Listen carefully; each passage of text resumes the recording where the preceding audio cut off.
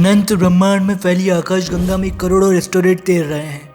इनमें से अधिकतर पृथ्वी के वायुमंडल में प्रवेश करते हैं और हर बार आशंका पैदा हो जाती है कि कहीं कोई अगर पृथ्वी से टकरा गया तो पूरी की पूरी सृष्टि खत्म हो जाएगी। हालांकि इस बार जो एस्टेरॉयड धरती के करीब आ रहा है उसका नाम एपोसिस एस्टेरॉयड है, लेकिन इसे खगोल वैज्ञानिकों ने अलग अलग नाम देना शुरू कर दिया है।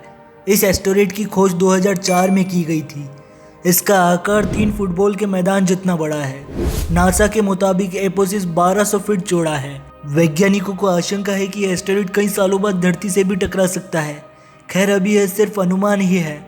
यह महाविनाशक एस्टेरॉयड हमारे सौरमंडल में मौजूद सबसे खतरनाक चट्टानों में से एक माना गया है। क्या यह भी पृथ्वी से टकरा सकता है? हालांकि इसकी संभावनाएं बहुत कम है, फिर भी नासा के वैज्ञानिक इसके हर कदम पर नजर रख रहे हैं। करीब 370 मीटर चौड़ा यह एस्टेरॉयड कितना शक्तिशाली है, इसका अंदाजा इस बात से लगाया जा सकता है कि यह अगर पृथ्वी से टकराता है तो 88 करोड़ टन TNT के विस्फोट के बराबर असर होगा। महाप्रलय लाने वाले इस एस्टेरॉयड का नाम एपोसिस है। यह विशालकाय चट्टान सन 2029 में पृथ्वी के सबसे ज्यादा करीब से गुजरेगी। हवाई यूनिवर्सिटी के खगोलविद डेविड ने कहा कि सुबारू टेलीस्कोप से मिले आंकड़ों के आधार पर खुलासा हुआ है कि एपोसिस बहुत तेजी से गति पकड़ रहा है। पता चला है कि भले ही इस बार पृथ्वी से बच जाए, लेकिन ईयर 2068 में यह पृथ्वी के बहुत नजदीक भी आ सकता है। हालांकि इसकी संभावनाएं 5 लाख में से एक ही है। वैज्ञानिकों ने कहा कि यह पृथ्वी से टकराएगा या नहीं, इसका ठीक पता 2029 में चलेगा। हालांकि अमेरिकन एस्ट्रोनॉमिकल सोसाइटी की ओर से जारी बयान में चेतावनी दी गई है कि एस्टेरॉयड धरती के बहुत नजदीक भी आ सकता है। इसीलिए वैज्ञानिक इसकी हर हरकत पर नजर रखे हुए हैं। अंतरिक्ष के सबसे खतरनाक चट्टानों में शुमार एस्टेरॉयड एपोसिस 2029 में धरती के सबसे करीब आने की संभावना है। एपोसिस एस्टेरॉयड की खोज एरिजोना की लेबोरेटरी ने 19 जून 2004 को की थी, जिसके बाद से इस पर वैज्ञानिकों की नजर है। वैज्ञानिकों का कहना है कि 27 अरब किलोग्राम की चट्टान पृथ्वी से टकराई तो प्रलय निश्चित है। इससे 1 मील चौड़ा और 518 मीटर गहरा गड्ढा धरती में बन सकता है। इसके टकराने पर 88 करोड़ टन TNT के विस्फोट के बराबर असर होगा, जो काफी ज्यादा भयावह होगा। वैज्ञानिकों का कहना है कि सन 2029 में एस्टेरॉयड अगर केवल ठीक दूरी से गुजरता है तो पृथ्वी की गुरुत्वाकर्षण शक्ति इसका रास्ता बदल देगी और यह सन 2068 में वापस आएगा। नासा ने इस एस्टेरॉयड को तीसरा सबसे बड़ा खतरा करार दिया है। एपोसिस एस्टेरॉयड निकेल और लोहे से बना है तथा रेडार इमेज से पता चलता है कि यह लगातार लंबा हो रहा है। इसका आकार अब लगातार बदलता जा रहा है। हालांकि शोधकर्ताओं ने यह भी कहा है कि अभी और ज्यादा विश्लेषण की जरूरत है। वैज्ञानिक इस बात की जांच कर रहे हैं कि यह धरती से 2068 में टकराएगा या नहीं।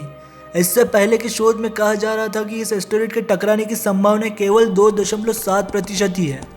हालांकि अब नई आशंका से वैज्ञानिकों की चिंता बढ़ गई है। एपोसिस फ्रांस के एफिल टावर से आकार में बड़ा है। नासा का सेंट्रल सिस्टम ऐसे खतरों पर पहले ही नजर रखता है। आगे आने वाले 100 सालों में फिलहाल 22 ऐसे एस्टेरॉयड हैं जिनके पृथ्वी से टकराने की थोड़ी सी भी संभावना है। वहीं 2013 में रूस के चेलियाबिस्क में एक उल्का विस्फोट हुआ था।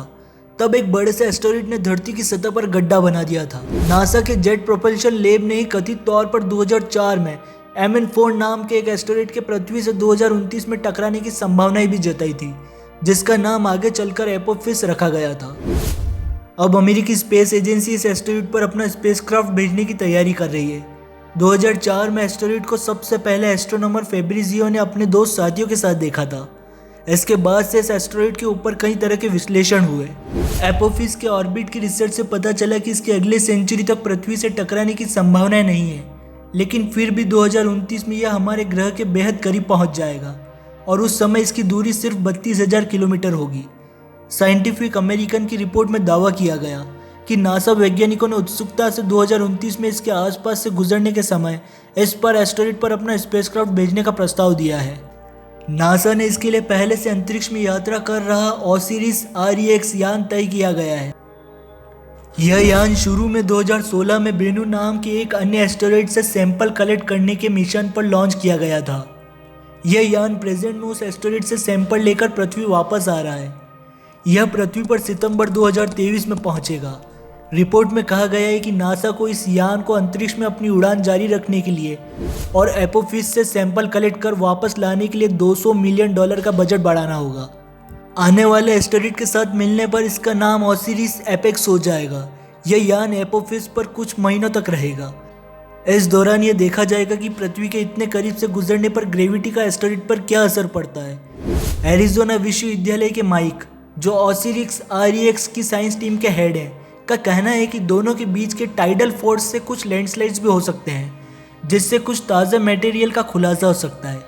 यह भी बताया गया है कि इस एस्टेरॉयड के ऑर्बिटल मोशन पर भी स्टडी की जाएगी और देखा जाएगा कि यह भविष्य में किस ओर जाएगा, जिससे आने वाले समय में पता लगाया जा सके कि यह फिर से पृथ्वी के लिए खतरा साबित होगा या नहीं।